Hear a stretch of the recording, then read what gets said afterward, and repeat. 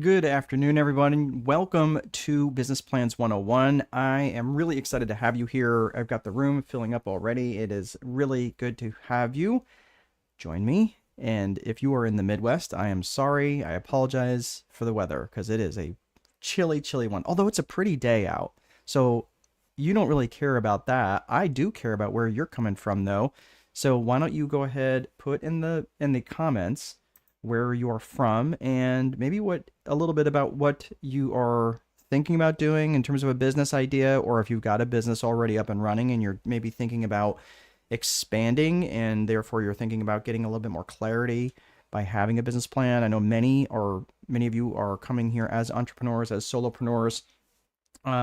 So I'm sorry, that is Ivica. I apologize if I'm saying that name wrong. Ivica Burlek from Croatia. Wow, I don't know that I've ever spoken to anyone from Croatia. You are my first. That is, it's nice to meet you.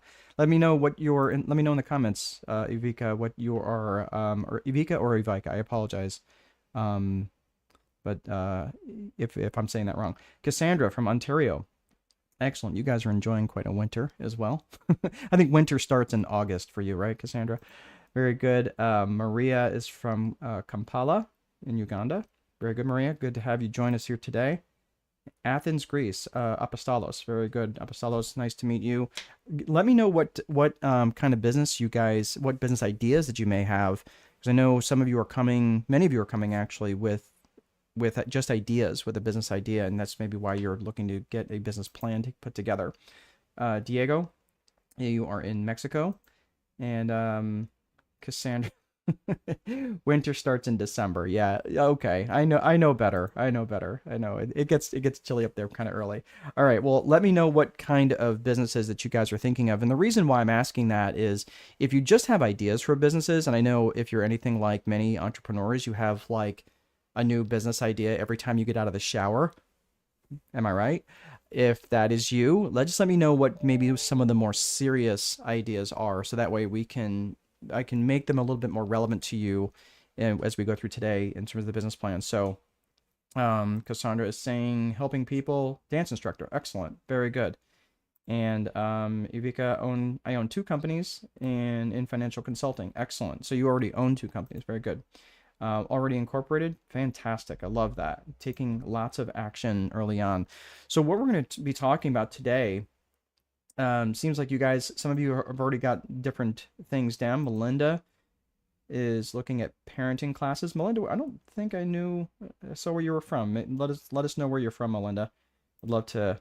We've got people from all over the place. Yeah, the room's really filling up. So for those of you who are just coming in now, if you are just joining me and you're here for the next roughly hour and 15 or so minutes, it's going to go till 4:30 Eastern, so it's going to be about an hour and a half. I know some of you cannot hang around that long. That's totally fine.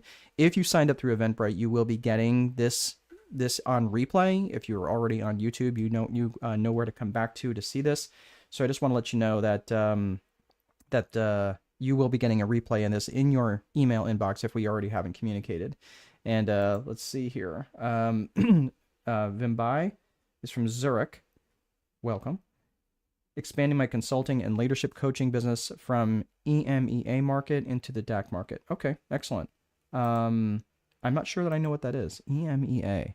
You'll have to help me out with that. So I'm not sure what that is. I'm trying to think. I feel like I should know that, but it's escaping me right now. Melinda's in Florida, rubbing it in. Excellent, thank you. I have lots of friends down there who love to rub it in the fact that I'm living in Indiana. Business Community 2.0 Apostolos combined with existing real estate agency that you own. Excellent. All right, very good. And Darcy, hello. Good to see you, Darcy. Let me know where you're from. Glad you're joining me from YouTube. And Apostolos says, AI told Helping people. AI too. Oh, gotcha. AI too. Helping people network and refer business. Excellent. Very good. All right.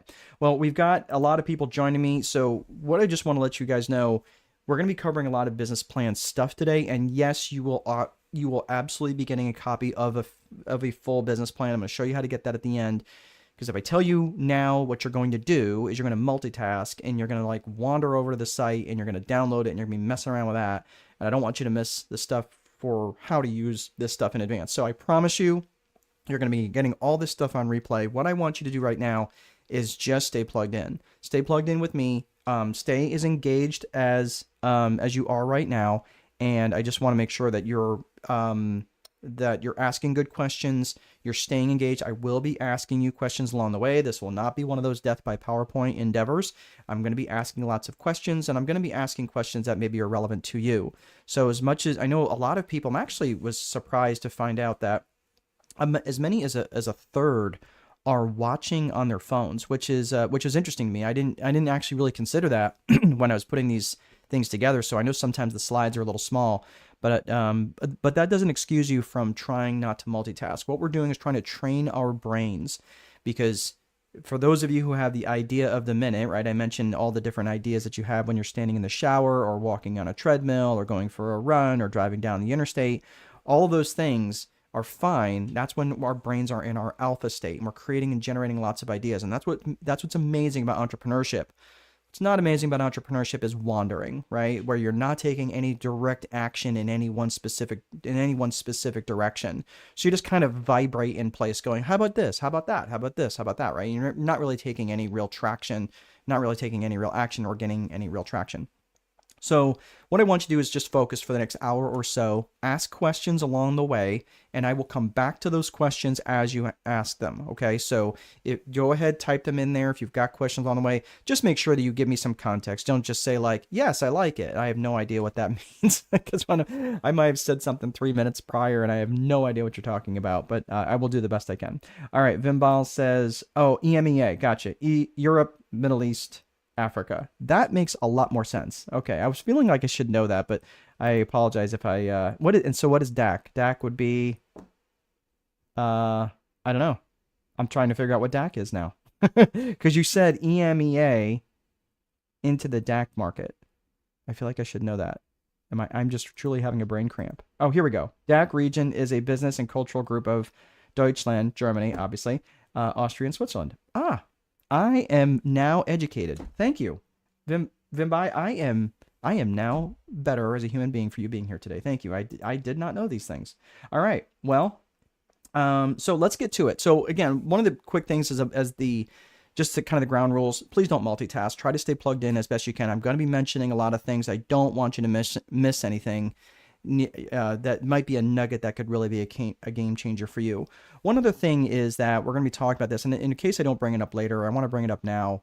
Many people will come up to me and say, man, that was great. I took so many notes and blah, blah, blah. And that was great, but I don't do this for the applause. Although, trust me, I appreciate it. I really do. But what I want to know is what's going to be different for you tomorrow. What are you going to implement tomorrow? What are you going to be doing? Because business plans are great, and they can provide a tremendous amount of clarity. And really having stuff written down, specifically having things written down on an actual piece of paper, or even typed out, it doesn't give you the ability to wander, because sometimes our minds will play tricks on us, and we're thinking that we're actually taking action when we're actually action faking. We're thinking we're doing things that are really important when we're really not. So, for example, today I signed a business agreement that could potentially be worth, literally without exaggeration, several $1 million, if not tens of millions of dollars.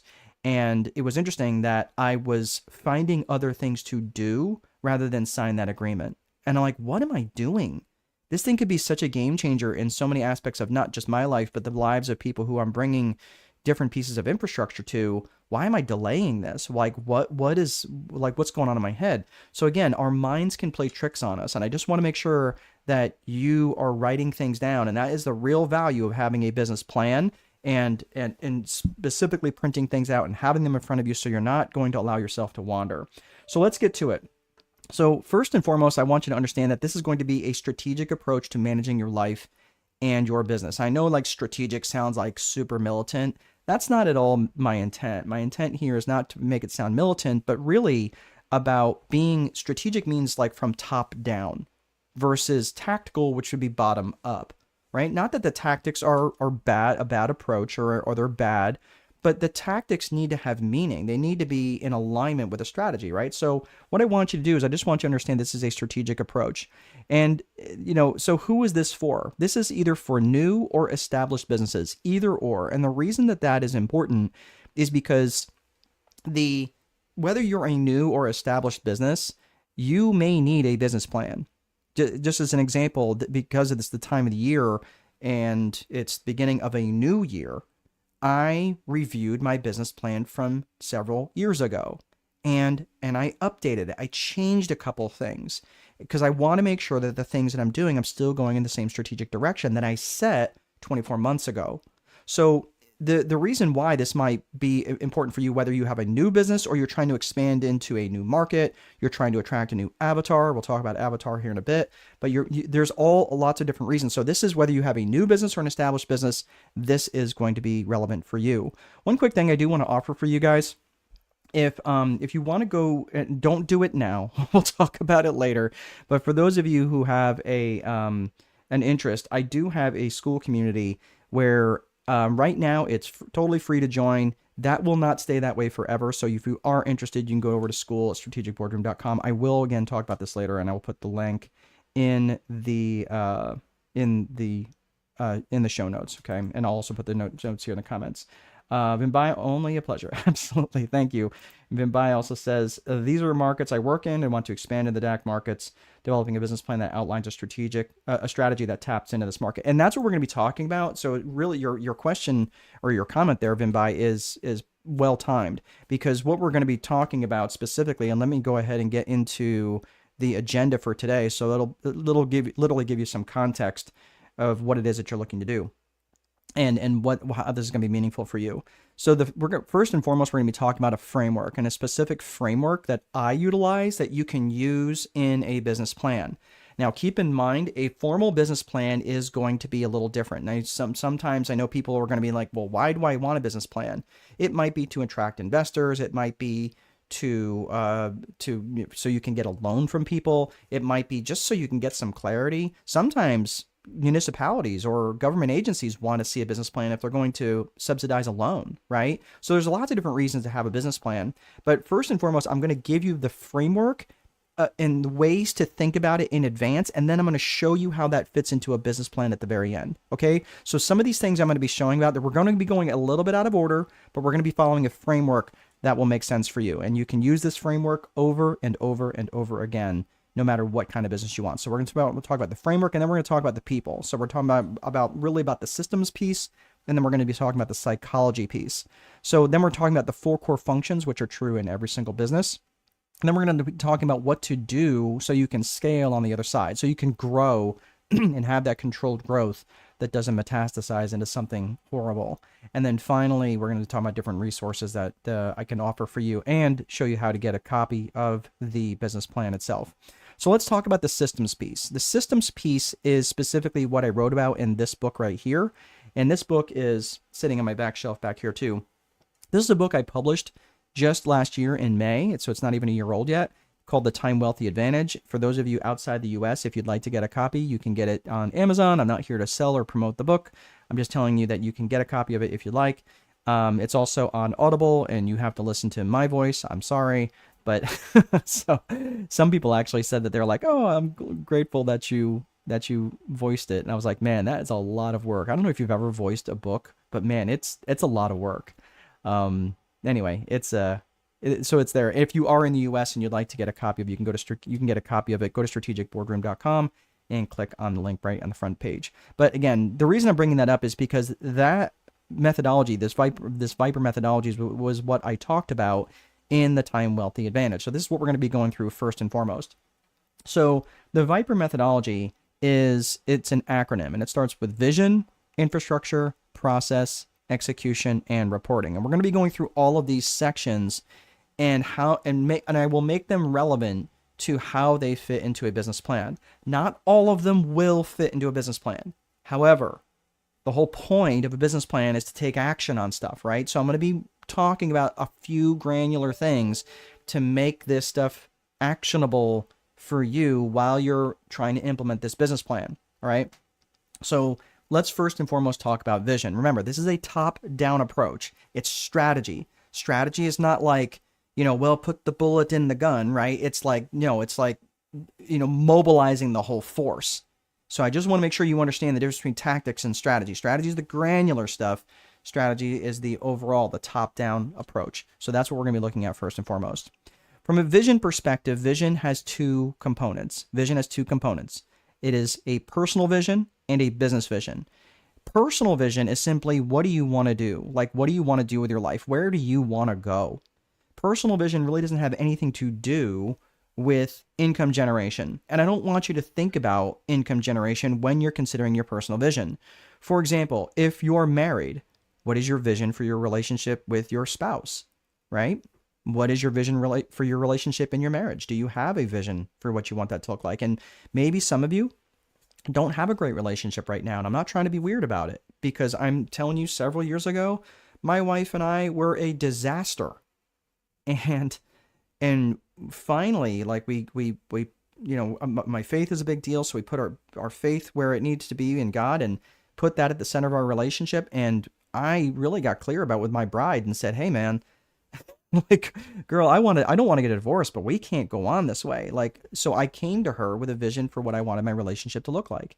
I came up with a vision of what I want my relationship with my children to look like. A vision for my friends and my faith and my other members of my family, my friends, and even wellness and fitness and food and things like that, right? I want you to think about what you want your life to look like if it wasn't defined by income generation. So, and the reason why I'm bringing this up now, you're thinking, well, gosh, isn't this about a business plan?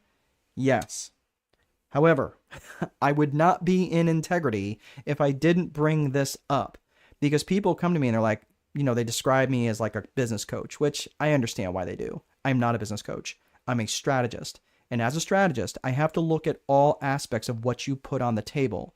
And part of what you put on the table is you as a human being. And let's face it, when things aren't right at home, things aren't right anywhere. When things aren't right with your health or maybe you have a crisis in faith or whatever, if things aren't right in that aspect of your life, things aren't right anywhere. So I'm just saying, I want you to recognize that the personal vision is the main circuit breaker in your life, right? So don't skip over that part. And I hear a lot of people, especially younger folks, well, yeah, let me make 50 grand a month and then I'll worry about that great life thing, right? I'll worry about that. The problem is, I have sat in masterminds and in conferences next to people who are making 6 and 7 figures a month, and their life was a disaster and they were a mess, and they never got that better life. And many of them were like more worried about getting an extra comma in their bank account than they were about having that best life. So I'm not going to spend a lot more time on this. I just want to make sure that you understand. Please spend a few minutes on this and keep revisiting that, and not just having a vision board. That's great, but constantly revisiting it and revising that. Some of you are not some of you are more kinesthetic. Like I'm kinesthetic, which means I literally have to write on pieces of paper. Like I have these little index cards with an actual pen, and because I'm a kinesthetic, right? Meaning I have to touch and feel things. Me having a vision board doesn't really do much for me. It's like more like an art project. So having that vision, that personal vision, is really important. Then I want you to consider your business vision, right? How are we going to get there? And so many people, and this is how you're going to reverse engineer that business that's going to deliver that great life for you, right? And here's the interesting thing, is that the danger in creating a business vision without ever creating a personal vision is that you end up creating a life that exists to serve the business. And again, like I said earlier, it just sucks. So I just want you to spend the time. Yes, we're going to move on from personal vision, but I just want to make sure that I want you to think about this. And this is the last piece I just want you to consider when you're creating your personal vision, is consider your 100th birthday speech. Like you're turning 100 years old. Who would you want to be there? What would you say in your 100th birthday speech? Maybe, what would you want others to say to you after you were done speaking? And then finally, what would be the message that you would want them to carry outside the room when you were done speaking? So I just want you to think about these sorts of things right now. And just go ahead in the comments right now. Tell me, do you have from a 1 to a 10, 1 meaning not clear at all, to 10, I'm super, super clear, and it's written down. Okay, if it's not written down, it's not going to be more than a 5 in my opinion.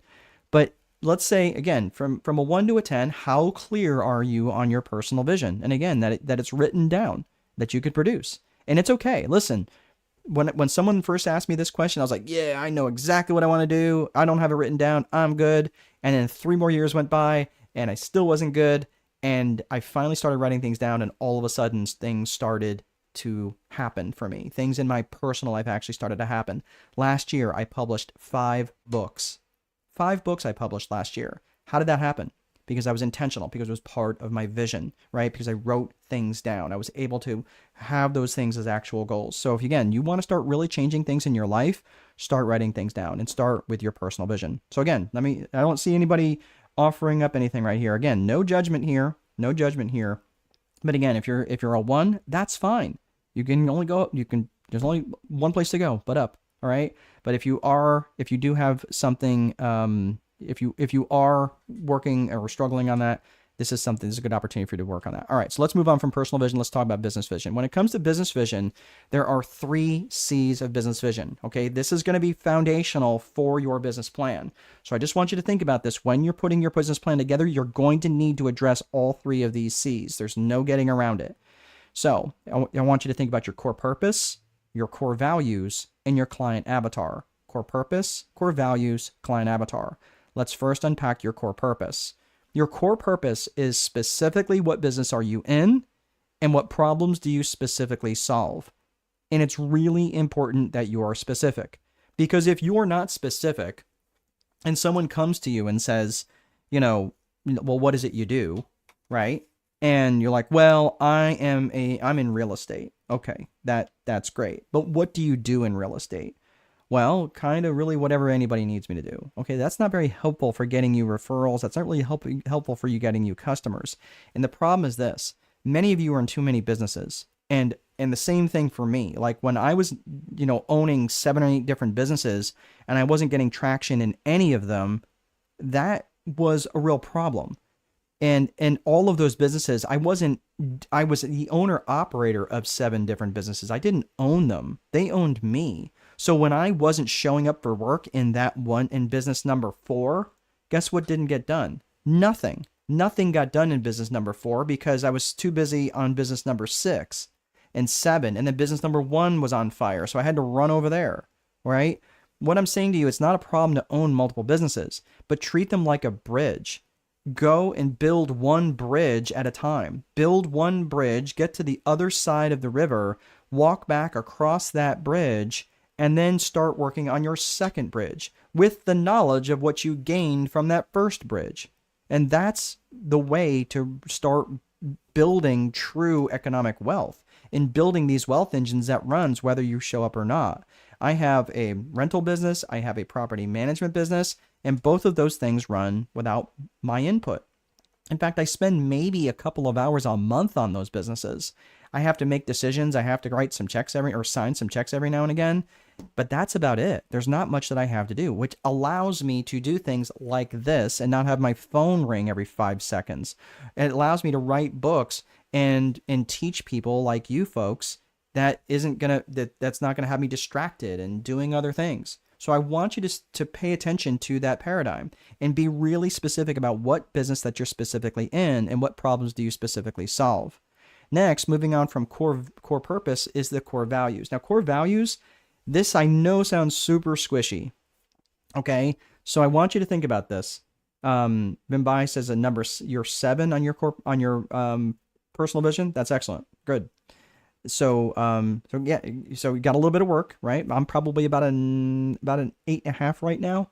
So not that it's a competition, but I'm coming into 2026. My personal vision was about a 7 too, right? But I've also worked on this and I've been doing this for quite some time. But I'm looking for at least a 9, like from my life, right? So good for you.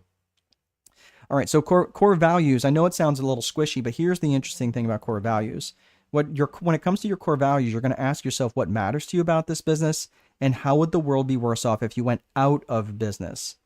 These are really important questions to consider. And really, your core values of the business are really just an extension of you. So think about this for a hot second. If you're thinking about, like, does anybody ever had a person who's wandered off the reservation in their life, right? So they're basically heading down a path that you can't follow. Well, yeah, we've all had that, right? It might have been a friend, it might have been a family member, it might have been a love interest, something along those lines, right? They were doing things or heading down a path that you just couldn't follow. And the reason that you weren't willing to follow them is because it violated a core value for you, right? Now, we all have number of values, right? I value peanut M&Ms, but I don't value peanut M&Ms to the point where I'm going to go to war over them, right? Someone breaks into my office and says, give me your peanut M&Ms. I'm like, dude, take my peanut M&Ms, right? They come in and break into my house and try to harm my family. They're going to be met with some ferocious resistance, right? Because that violates a core value, right? So it's basically something that you value enough to get you up off the couch to actually take action. That's important. And why is that important? Because the core values define your company culture. Think about that. Your core values define your company culture, and your company culture and your company brand have an inextricable link. So the people outside of your business will experience your company culture in a way that's really, really important. And if you're ever looking to exit a business and sell that business to someone else, I'm telling you, they will pay a lot more money for a company that has a very strong positive culture and a very strong positive brand. So think about companies that might be international companies or might be local companies to you that have a very strong company culture. Chances are they have a well-defined set of core values. Maybe they're not written down, but they do have a well-defined set of core values in terms of what would be allowed and what will not be allowed. Okay? Now here's the thing. If your core values are not defined, they will be defined. And they're generally going to be defined by the strongest personality that's in the room. Now I'm thinking, like, how does this have anything to do with a business plan? It has everything to do with a business plan, because most small businesses, and this is very, very true, even businesses, surprisingly enough, that have 40 and 50 employees plus, then they're technically small businesses, but I'm saying they're not small operations. I mean, they're sophisticated operations, but they still operate without a set of core values. Don't be that guy. Don't be that gal. Have a set of core values that mean something to you, because again, your business is just an extension of you. So consider internally what a core value means to you and how that's important to you, and extend that to your business. Okay. So I want you to think about that in terms of your core values. So we talk core purpose, we talk core values. Now let's talk about your client avatar. Your client avatar is who specifically and ideally do you want to serve? This comes into target market and target audience. This is where this conversation starts to come into play. And that is absolutely something you're going to be doing in your business plan when it comes to a market analysis. So think specifically and ideally, who do you want to serve? And you want to break them down into three areas. What are their geographics, their demographics, and their psychographics? Their geographics are where they are, right? We had that conversation with Bimbai earlier on, right? He was talking about, moving towards more towards Germany, Austria, and Switzerland, right? That's an area where he wants to be in that DACH region. So that makes a lot of sense. So that is a geographic area where Bimbai wants to operate. So now I would say, okay, great, but what about their demographics? Who are they? Are they married? Are they young? Are they old? Are they single? What's what is their wealth level, right? Do they have high wealth or low wealth, right? What's their education level? Are they highly educated or not very well educated? Think about their demographics and in terms of who they are. And then finally, their psychographics. Their psychographics is how they think and how they buy. So think, and this is extremely important to be able to reach them in your marketing. So in the 4 core functions, we're going to be talking about what your lead generation, sales, operations, and accounting. We'll come back to that. But when you start thinking about your psychographics, how they think and how they buy is incredibly important for you to know, because otherwise your marketing dollars are going to be very, very inefficient, right? So think about this in terms of the psychographics. Think of the phrase ALIA, A-L-I-A, their attitudes, their lifestyles, their interests, and their aspirations and goals. Think about this for a second. If I knew your goals, okay, so Apostolos, if I knew Apostolos's goals, and I knew what it was that he was trying to reach or trying to hit, doesn't it make sense that I could say, hey, I can offer you this product or service. That way I can help you reach that goal. If for example, if let's say someone was in the United States and I knew that their goal was to get married and have and experience home ownership, right?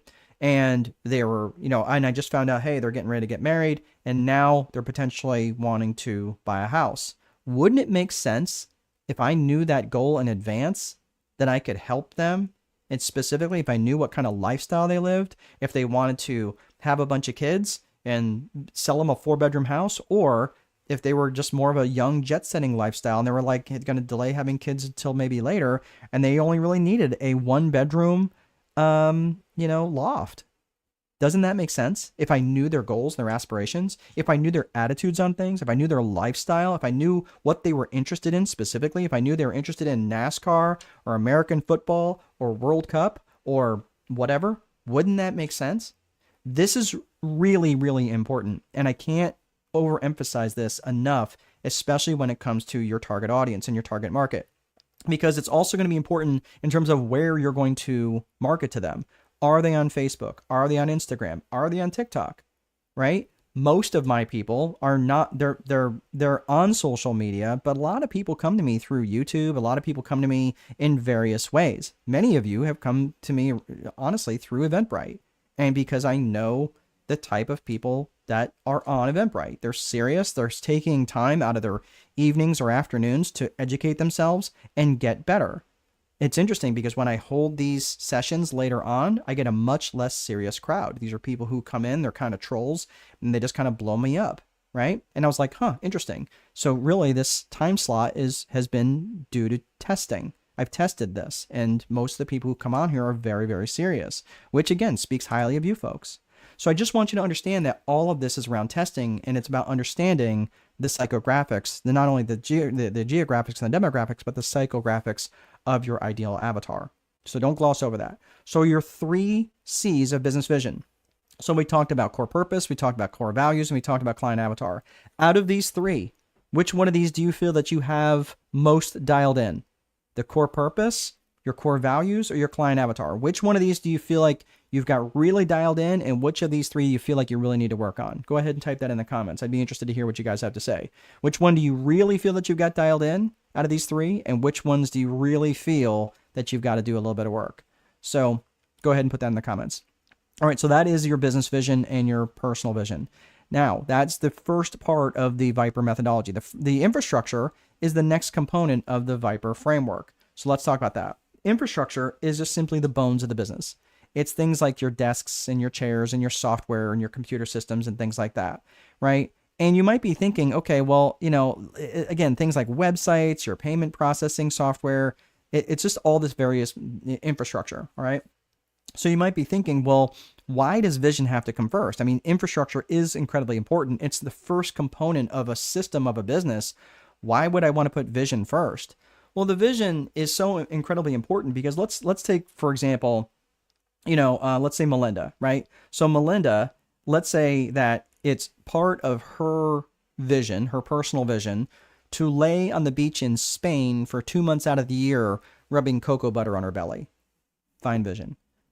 Okay, well, if she creates an infrastructure that's going to require her to return emails and phone calls in a timely manner, that's going to be a horrible experience for her when she's trying to lay on the beach and rubbing cocoa butter on her belly. Okay, so you want to have that vision, that personal vision and that business vision component worked through, or at least ideated, and then you're going to build an infrastructure that's in alignment with that. Does it make sense? All right, so that's what I'm saying. Like when I want you to think about your vision, when you're putting together your infrastructure, your vision has to come before infrastructure. So that is the Viper methodology in terms of vision, infrastructure. Now let's talk about process. Process is simply how you do stuff. It's how you do things. And there's 2 ways to break that up, from tactical and strategic. Now, we talked a little bit about what strategy is, so I'm not going to beat that up right now, but tactical is your day-to-day operational stuff, right? It is things that you do. It's just basically how you do stuff. It's your standard operating procedures. It's your checklist items, right? It's your day-to-day activities. It's your opening procedures, your closing procedures. It's how you answer the phone and how you prepare bank deposits. Those are all really, really important things when you're considering your tactical day-to-day process. If I go back to the Viper framework here just a second, I'm going to put a box around infrastructure and process. The box that exists around infrastructure and the tactical part of process, that's the system part of your business. That's it. There's really no much more complexity than that. And people try to say, oh, it's, systems and processes. Yeah, systems and processes are very, very important for sure, but they're really not that complex. It's just about the basic bones of your business around your infrastructure and your tactical day-to-day processes. That's it. Okay, so not to minimize those things. They are important, but you have to consider those. All right. So we talked about the tactical day-to-day stuff. Now let's talk about strategic. So I want you to think about it from this perspective. So there you are, you just built this system. You built this battleship or this warship, right? Sorry, I'm a Marine, so I tend to use references like that. But you built this battleship and it's sitting in the harbor. Okay, you've got this infrastructure, your process. That's your battleship. Well, you don't just want to leave that battleship sitting in the harbor just to get beat up against the dock, against whatever economic winds happen to blow through the area, right? No, you want to take that thing out of the harbor and go make some trouble, right? Well, that's what strategic planning does as part of the process component. So strategic planning involves three main areas. It involves people, purpose, and promotion. People, purpose, and promotion. The people component is thinking about who you're going to need. Who are you going to need for this? So think about this from just a perspective. When you're putting together your business plans, you are going to have to hire other people, especially if you're looking to grow, especially if you're looking to scale. Growth and scale are not the same things. Growth can be like 10%, 20%, 30%. Scale's like 300%, 500%, 700%. Like that's what's the difference between growth and scaling is. Growth and scale, like you might have 10% growth or 20% growth, but scale is a completely different metric. It's exponential, whereas the other one is more geometric. So I want you to think about this. In order to have true scale, you have to bring people on board. And the people component is just the people that you might be thinking, well, who do I need to do this? Many entrepreneurs think too much about how do I do the thing and not who do I get to do the thing. That's really, really important. So I want you to think about that is don't just think about how to do the thing, but who do I need that can help me with this? So for example, when you're looking at the people component, you might be thinking externally and internally. So you might be thinking, okay, so externally, I'm looking at I'm opening up to a new market, right? Or I'm looking at a new avatar, right? We talked about client avatar. That's where that lines with that avatar. So maybe you might be serving an avatar right now, and you're coming up with a strategic plan to open up to a new avatar. That would make sense. That would make sense in terms of what you're trying to do with your strategic plan. Does that track? Am I making sense here? You guys are kind of a quiet bunch, so just let me know that you're still alive. I'm seeing a lot of people out there, but you're not saying much, and that's okay. But you may be in the middle of doing things, and I completely understand that. If you're driving, please be safe. But here's the thing, is like you have to consider the people component of the strategic plan. That also involves internal. So you might be thinking of who is in your organization that you need to tell. Who is in your family that you might need to tell, right? Like, because you're going to need to enroll these people into your strategic plan and let them know that, hey, I'm going to be busy for the next couple of months. Okay. Like, again, I'm in a PhD program right now for organizational psychology. I had to have that conversation with my bride in advance because if I started like not showing up, for dinner because I had homework to do and I'm here at the office trying to get that done, that's not going to work, right? I have to enroll her into that. All right. Thank you, Melinda. Making sense. All right. Excellent. So this is important. So the people component of that is really, really important. So that could be internally with your employees. It could be your suppliers. It could be your vendors. It could be your subcontractors. So you need to consider the people component. The purpose is in alignment with your core purpose, right? And this is really critical because this is what's going to prevent you from wandering. And your core purpose has to be or your strategic purpose has to be in line with your core purpose. Because if it's not, this is like, if it doesn't align, this would be like if Starbucks started selling chainsaws. It doesn't make any sense. right? You're like, well, why is Starbucks selling chainsaws? It doesn't make any sense. Well, you're like, well, because they can. Yeah, but that doesn't mean that they should. And it starts to get very wonky and starts to get people get very confused, right? And the confused mind will always say no. So this is why when you're thinking about the core purpose, or strategic purpose rather, when you're considering your strategic purpose, are you looking to grow in your market share? Are you looking to expand your market share? Are you trying to look to vertically integrate or maybe expand horizontally? Like, what are you trying to do with your core, with your strategic purpose? And that's going to be really important. So it might be to, hey, over the next 90 days, I want to increase market share by 5%. Okay, great. How are you going to measure that? What's that going to look like, et cetera, et cetera. So what is the purpose of the strategic plan and how long will it last for? Lastly is promotion. Promotion is just communicating. It's communicating outwardly and telling the world what it is you're doing through your marketing and different things like that, through your networking, and communicating internally and repeating yourself a lot with not just the people that work for you, not just your suppliers, but also the people that may be working right alongside of you, your strategic partners. It could be your employees, whatever, but you got to promote this both externally and internally. And that is absolutely critical. So these are three main components of strategic planning. And this is what I want you to start to think about now. So when you look at your business plan template, you're going to be like, oh, I kind of already started thinking about these things, right? So it's going to be really important. So let's put the fries in the bag with process. We talked about tactical, we talked about strategic. Now let's talk about execution. I'm not going to get into the big components here. Like, again, we talked vision, infrastructure, process. Execution really doesn't belong in a business plan. It does to a certain degree when it relates to like marketing, and maybe certain things about how you're going to execute in terms of fulfillment, but it really doesn't get into the day-to-day stuff. The execution here that I'm about to talk about gets in the day-to-day stuff. Like, it gets into the granular everyday things that I'm going to do. So it's not that it doesn't belong. It's just in letting you know, like, it's not really something that you write down in a business plan. But I thought it was relevant to leave in. So execution, this is a great quote that I like from George Patton. A good plan violently executed now is far better than the perfect plan that's executed next week. And the reason why I bring up execution is because most plans fall apart in their execution. And the reason why is because I love you guys and gals as entrepreneurs, but the problem is many of you have the to-do list of 37 things that you're going to do today. Ask me how I know.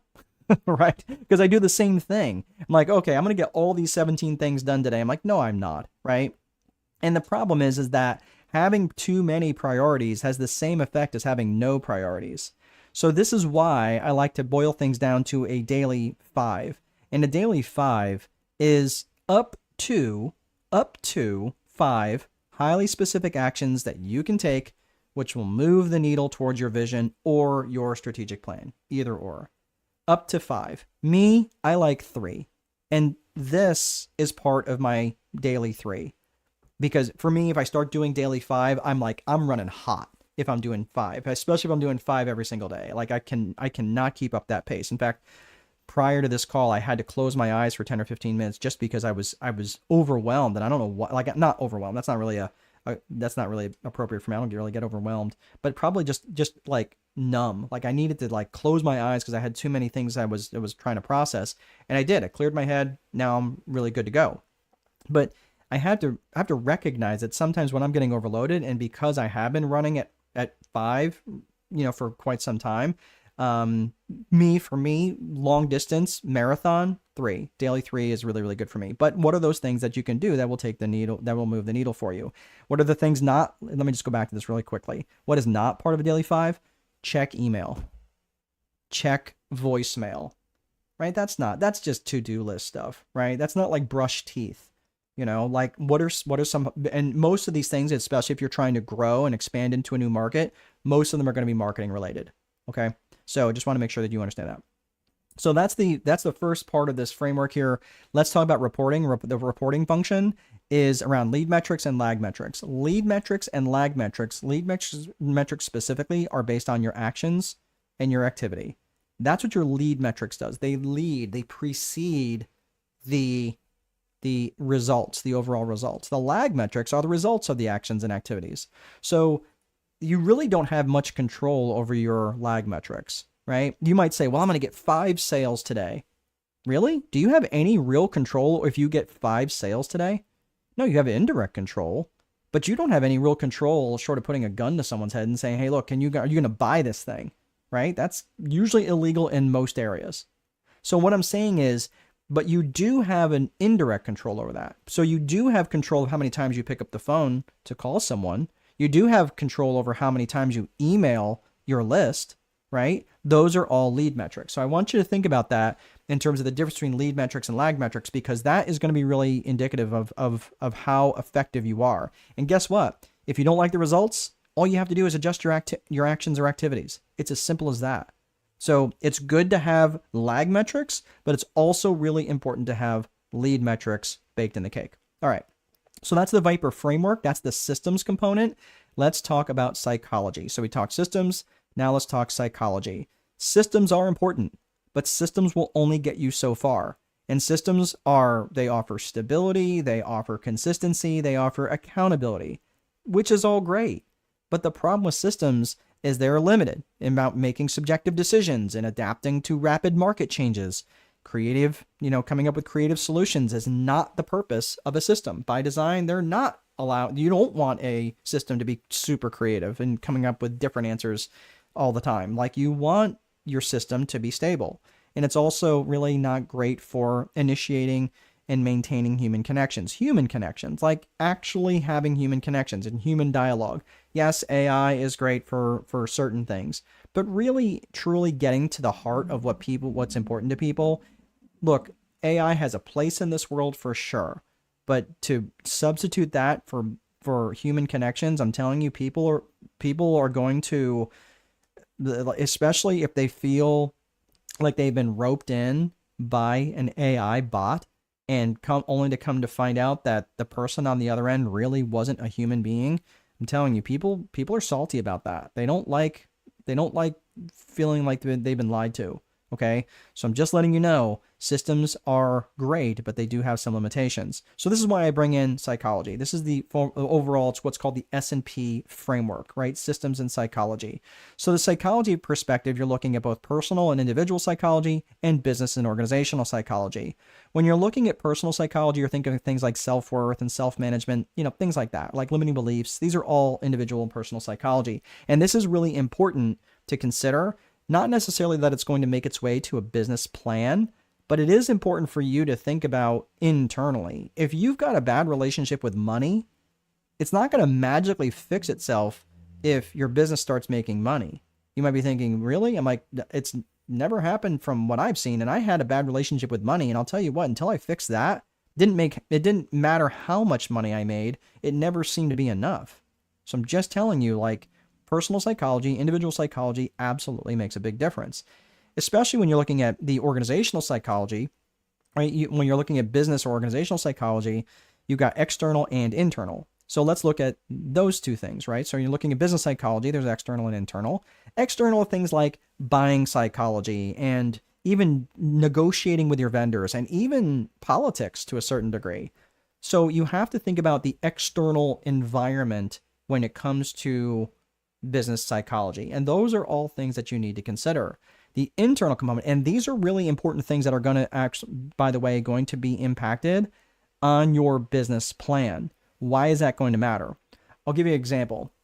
Here in the United States, Airbnbs, they were multiplying like Catholic rabbits. And the interesting thing about that is there was a lot of smaller markets that were not happy with Airbnbs being in their market. And especially the hotel people were not super happy about that either. Well, the interesting thing about that is that a lot of these local politicians started putting restrictions on Airbnbs. Well, do you think that made a difference on the Airbnb population? Yeah, it did. It really mattered. And because they started to have registrations and all these different things, it started to get more price competitive. I mean, because there was all of these different factors coming into play, politics absolutely does make a difference. And politics in certain areas have really driven out certain Airbnb markets, right? Driven down certain Airbnb markets. So you really have to pay attention to that sort of stuff going on, especially as it relates to what it is that ever it is that you're doing. And like one of the, I'm not ready to say publicly what my this latest business endeavor is that I signed, but I have to make sure that what I'm signing is actually legal and enforceable in areas that I'm doing, because I'm not going to do anything that's illegal or unethical. So I just want to make sure that it's right, and it probably is. I mean, I'm just doing my due diligence, right? But this is why you want to consider these things when you're putting together your business plan. Another thing to consider from an internal perspective, this is the internal side of business psychology, is your management and your leadership. Now, management and leadership, I'm not going to get too super in the weeds on management specifically, because management and the difference between management and leadership is about unity and unification behind a common message. Management is about differences. And management, I feel a lot of management problems could be handled if leadership was solid, if leadership was in a good spot. So I'm going to be hitting on this just for a second. Again, as you're putting this together in your business plan, I want you to think about the type of leadership that you're going to be providing to your organization. The 3 pillars model that I look at, and again, like I mentioned, I'm in a PhD program for organizational psychology, and we talk about leadership a lot more than I was expecting. And it's interesting because there's so many folks who have such horrible relationships with their people. They are not good leaders. And they just think that just because they pay them, that they should do what they say. And that is not a way to lead at all. So to make this interesting, or make it more relevant to you, this is where I looked at 3 main premises. And no matter what model of leadership that I've looked at, these three pillars have been true across the board. And that is trust, vision, and communication. Trust is about making sure that you're showing up in a way that comprises your character and comprises your level of competence. Competence and character. It all starts with character, though. If I came on here and started talking about, like, again, I mentioned my relationship with my bride, and I started like, well, guys, I got to kind of hurry up and get out of here because I got a date with my girlfriend coming up. And you're like, does he mean like an actual girlfriend? Didn't he say he was married? Doesn't matter what I've told you, you are not going to trust me. My credibility, my character is now like really ruined any level of trust that I might have with you. Maybe not for some of you, but for others, it absolutely would be such an egregious violation of trust that it doesn't matter whatever else I bring to the table. Even if I was highly credible, it wouldn't matter. So I'm just telling you, like, trust, it starts and ends with character. The other side of this is your competence. And the fastest way to build trust with anyone is to demonstrate competence. Doesn't matter if you're in sales. It doesn't matter if you're in marketing. It doesn't matter if you're in leadership. All 3 of those things are going to be true, and you have to lead with competence and demonstrate competence to show and create trust with the person on the other side of the table. All right. So that's trust. So you may have high degrees of like, for example, you may have a really good vision with folks. Like you might have a very compelling vision of where you want to take them, and you can communicate and be very articulate. But if they don't trust you, they're not going to follow you. You're not going to be effective as a leader. You might have really good ability to create a shared vision. Again, I've said this many times that people often, when it comes to a vision, people are much more inclined to carry a ball that they helped inflate. So I'm not going to come to Melinda and tell her what the vision is. And she's like, great, I had no input on this, right? I'm not going to go to Apostolos and say, hey man, this is what the vision is, and not really care, or Vimbai or Cassandra, and say, hey, look, these are the things that I believe, and this is what you're going to do. Well, do I get any vote in this? Because this is my job too, right? Even though you're the boss, you're the leader, can't we have a dialogue? And that comes, right? So you may have their trust. You may be, again, able to communicate, but if you don't have an ability to enroll them into a shared vision, they're not going to follow you. You're not going to be effective. And again, the last piece is also around having high degrees of trust, high vision. But if you're not an effective communicator, or you don't communicate well enough or often enough, again, people are not going to trust you, and you're not going to be, or they're not going to follow you, because you're not going to be an effective leader. They may trust you, they may see your vision, but if you're not effective in your communication, they're not going to follow you. All right. So I just want you to consider that. And you think, man, this is all squishy. Does this really matter? Look, let me tell you why leadership really matters. right now I'm writing my next book called Leader Boss. And Leader Boss is really bringing together these two concepts of caring versus candor. You might be someone who is super caring, right? So tell me which of this sounds like you guys, right? Go ahead and write it in the comments.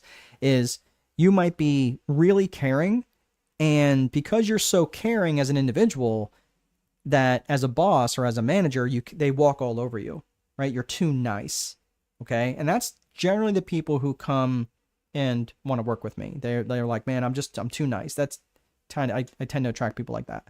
On the other end of the spectrum is that people have too much candor. Is they just kind of tell people the way it is. They don't care about their feelings at all. They just kind of tell them the way it is. And because they have too much candor, right? They may not get walked all over, but no one is going to give them one extra ounce of effort in their work. They're giving them no discretionary effort or time or anything else. They're like, look, I just work here, right? I just check my brain at the door. I'm here at 8. I'm leaving at 5. Don't ask me to do anything else, right? Don't even ask me to come. Don't even think about calling me after work, right? And that's the problem, right? So being an effective leader, especially a leader boss, is you have to have a balance of both. You have to have an effective amount of caring. You have to be able to care, and you have to be able to have tough conversations with them when necessary. And that's what I see a lot of bosses, especially leader bosses, especially people who have smaller businesses, they really tend to struggle with these things. So this is something where a leader 5 company, this is something that I've seen. So if any of these, if either of those resonate with you, let me know. Like, hey, I lean more towards caring or I lean more towards candor, right? Put it in the comments. So this is something where I see the level 5 leader companies. A level 5 leader, this is something that was defined by both John Maxwell and Jim Collins. So John Maxwell, he talks about a level 5 leader that's like a pinnacle leader. Like that's the leader who develops other leaders. But a level 5 leader, as defined by Jim Collins, was just someone who was very charismatic, but also really put the business in front of their own personal needs. And that's about the best way, probably the most simple way that for him to define a level 5 leader. And when he looked at these companies that really had very, very large gains, these were companies that were significantly more profitable. And you may be wondering, like, who's Jim Collins? Jim Collins wrote Good to Great, Great by Choice, Built to Last. He wrote a lot of books where he did a ton of research on, and those companies were significantly more profitable. They grew much faster. They had a much stronger company culture. And guess what else they had? They had defined core values. And these are companies that are very, very well known. These are like Amgen and Intel, Microsoft, Southwest Airlines, Google. Maybe you've heard of it, right? Starbucks. Like these are all companies that had very, very high levels of growth. And guess what? They often make the 100 best places to work. And the funny thing is, those companies often represent the highest stock returns. So I'm just telling you that leadership makes a huge difference because growth requires change, and leadership is what manages that change. And the fact of the matter is that the speed of the leader is the speed of the team. Your team cannot outpace you as the leader. So I'm just telling you that leadership makes a big, big difference. And I'm bringing that up now so you can start to think about what the leadership and not just organizational structure, but what's the leadership going to look like when you get in the organization. And everyone wants to be like the next Google. But the thing is, Google can provide the work environment they do because they're massively profitable. Okay. So I'm just thinking, I just want you to think about like it's not a whole lot different from what General Motors used to be back in the 60s. Like they used to provide a lot of really good perks, right? Until they started getting murdered by their competition. Okay. So I'm just letting you know, like these are the sorts of things that you have to consider in terms of how you're going to show up in your leadership. All right. Cassandra says, I am more caring. Okay. All right. And that's fine. And that's good that you're caring. It's really good. And it's important that you're caring, Cassandra. You just have to make sure that you mix in an equal amount of candor. And those conversations generally when saying, hey, look, I have a high level of expectation for you only because I know you can reach them. So this conversation might be a little tough, but we're going to get through it, right? Like that's a way you can have that conversation with them and still maintain your caring disposition, right? So that is the people component. So we talked about systems, we talked about people. Now let's talk about the 4 core functions. This is just a pretty basic, it's straightforward. The 4 core functions of business are lead generation, sales, operations, and accounting.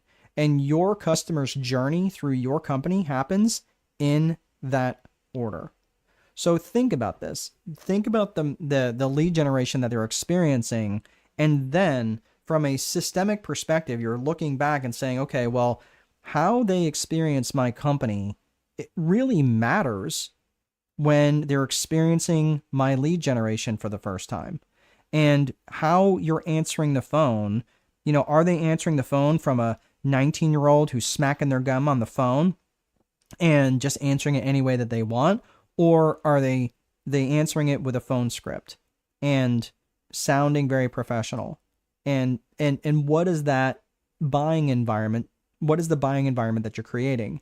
And this is really something that you have to start to consider in every aspect of your marketing, your sales, your operations, and your accounting, because this is how your employee, or I'm sorry, this is how your customer rather is experiencing your company. So it's important that you think about this. So I'm not going to say who it is, but there's a marketing company that he's like a marketing guru, and I think it's he and his wife, and they have a specific ad. I think that's meant to be funny, but it's really not funny for certain folks. And I'm not someone who gets overly triggered by things. Like, I don't get overly sensitive to stuff. I don't find ways to be offended. Okay, let me just put it that way. I didn't find the ad offensive, but I could see how other people might.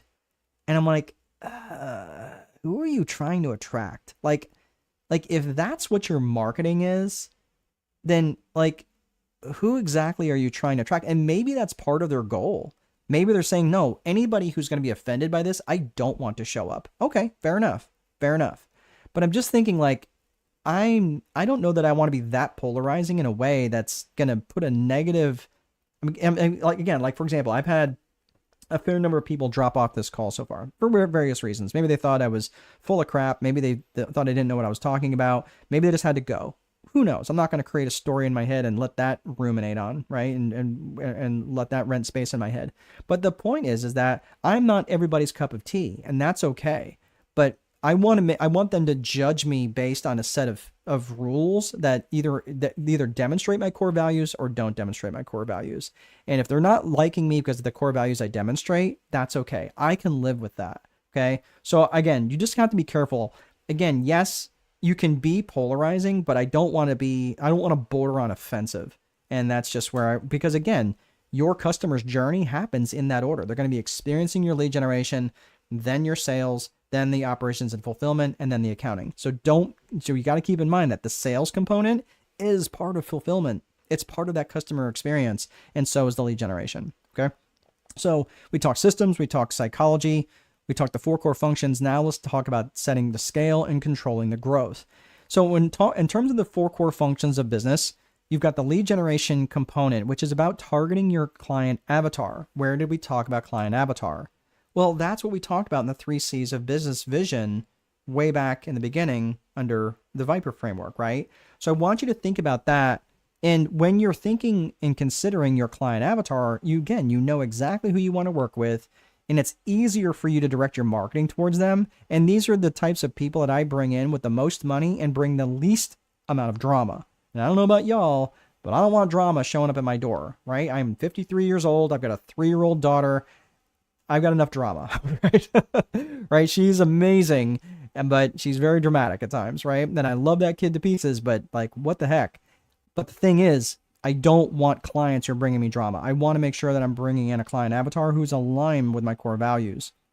So what I want to do is I want to put these 15 reasons up why people will buy, and I'm going to get myself out of the way here. But what I want you to do, and this is going to be just kind of a very basic way. It's not necessarily a market analysis, but it's really more of what you're going to be starting to think about in terms of how your core purpose and what you offer for them in your product or service and how you are best able to help them.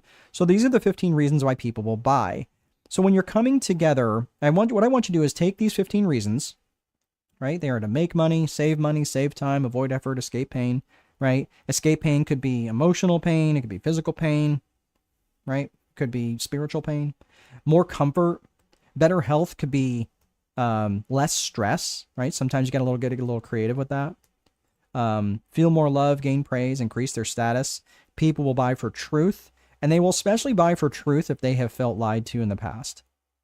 They will buy for growth. That might be growth in their knowledge. It might be growth in their faith, right? Could be growth in their wellness. They will buy just because something's new. They'll buy because of novelty, right? They'll buy for more perceived control or certainty. They'll also buy to be in contribution to others, okay? So what I want you to do is I want you to think about this with this list, and I want you to think, how do you, with your product or service, how do you directly or indirectly help people make money? Directly or indirectly? How? And I want you to list all the ways that you do that. So some of you are in financial. I don't remember exactly who was it, been by maybe. I think it was talking about you have certain things and you do financial services. You might have, that might be a natural fit for you in terms of how you help people make money. That's fine. There's nothing wrong with that. But some of you might think, well, I don't really directly or indirectly help people make money. I have a cleaning service. Really? Because I could tell you, like, if I come home to a clean house and I don't have to worry about now starting to clean my house or put my dishes away or do different things, start putting my laundry away because you've done it for me, and I'm able to make more money and stay at work a little bit longer because I know that stuff's going to be taken care of when I get home. Don't you think that would make sense? Because my billing rate might be $500 an hour. You're thinking, oh, wow, I can now help this person make more money. It makes sense. So that's what I'm thinking, directly or indirectly. You got to get a little creative with this, but I want you to come up with roughly 10 different reasons under each one of these headings. How do you help people increase their status? Right? That might be their status with their loved ones. It might be their status at work. Many people go to Starbucks and go to work with a Starbucks cup because it increases their status. Okay? So I want you to think about that. I want you to think of all the different ways of how you help people with each of these 15 reasons. Now, guess what? You come up with 10 different reasons under each one of these, and now you've got 150 different reasons in terms of why people are going to want to do business with you. That's extremely powerful and can be used a lot of different ways, not only in your marketing, but in your sales conversations. Does that make sense? All right? Does that make sense? That's really important. So please take the time to do this exercise. And again, it will fit hand in glove into your business plan. So when you're looking at your 4 core functions of business, you're thinking about your lead generation. Everything needs to support your lead generation function, because the reality is this: you can have the best, most efficient business. You can be a paragon of virtue, and your sales technique so dialed in that you could sell voting booths to Castro and you can still starve. That's a problem. So it doesn't matter how amazing your business or product or service is. You have got to make sure that your lead generation function is always running, because if it's not, you will starve, because your customers will attrition out, and if you're not replacing them with new customers, you're going to starve at some point. So you can never, ever, ever take your foot off the gas when it comes to lead generation. So, different lead generation activities, I'm telling you, especially if you're looking to grow your business. And Genius says, yes. I think that was under the 10 reasons why people, or 15 reasons why people buy. Yes, I would agree with you. I would say yes too. But in terms of the lead generation activities, look, honestly, 60 to 70% of your daily activities, if you're looking to grow your business, need to be around lead generation activities. And most people do the opposite. Most people get sucked into 60 to 70% of their day putting out fires, maybe 10 to 20% at most being a little strategic in terms of the direction they want to head in, and maybe 10% towards lead generation. It's completely backwards. You have to be spending a lot of time, and I would say this is probably minimum 60 to 70% in lead generation activities. And this is also why you need to be getting people that will help you in your lead generation activities. Okay, so this all leads you to your sales conversation. The sales conversation continues the conversation that started by the lead generation function. So again, this also understands that effective selling is about finding solutions. It's not about holding people's heads underwater until they say yes, right? That's not at all what you're wanting to do, right? You want to make sure that people have it's about finding solutions and not necessarily just trying to get someone to say yes, right? It's getting a customer, not just getting a sale. The last piece there is you've got the operational function. Now, again, if you get if you're going to get stuck, generally you're going to get stuck in the operations, right? I kind of mentioned that a few minutes ago, where if you're going to get, like you get stuck building the websites, you get stuck putting on the roof, you get stuck doing the thing, right? Fixing the cars or whatever, right? So generally, if you're going to get stuck, this is where you're going to get stuck. If you're going to ignore something, generally you're going to ignore the accounting. And it generally sounds something like this. Well, I have more money in my bank account this month than last month. I must be doing okay. I have said those exact words, and I have a degree in accounting. Okay. So I want you to think about this. Look, if you said those words, it's okay. But this is where I want you to stop and think about it. Look, are all these things the same skill set? No, they're not the same skill set. Lead generation and accounting have a similar skill set, but they're not the same thing, because lead generation and accounting really are very metric. They're really about rules and really about testing, right? Lead generation is about testing and testing metrics, but accounting is about metrics as well. But most people would say, well, lead generation and sales are very similar. They're not exactly that similar. They're similar, but not the same for sure. But they are definitely not the same skill set. So I'm just telling you, this is why many business owners struggle, and this is why many business owners have trouble growing, is because they're trying to do all four of these things because they are not the same skill set. And again, at the end of the day, I'm telling you, I am the least qualified person to do my own bookkeeping, because I know I will not do it. I will find anything else to do other than my own bookkeeping, even though I have the skills to do it. I just won't do it. So I'm just telling you, this is why you may need other people. And when you're bringing other people into your organization, guess what they need to be aligned with? They need to be aligned with those core values. Again, here comes again that second C of business vision. It's coming around like a bad penny. Again, thinking about your core values. You're going to be hiring people that align with those core values. Like I said earlier, your core values define the company culture, and the company culture and the company brand share an inextricable link. You cannot separate those two. And the interesting thing is when you have your core values well defined, and I want you to think about this, your core values are what's going to create unity in your organization. They're going to make you a far more effective leader, and it's going to give a true north for people to make decisions by when you're not around. And core values create unity, and vision thrives in an environment of unity.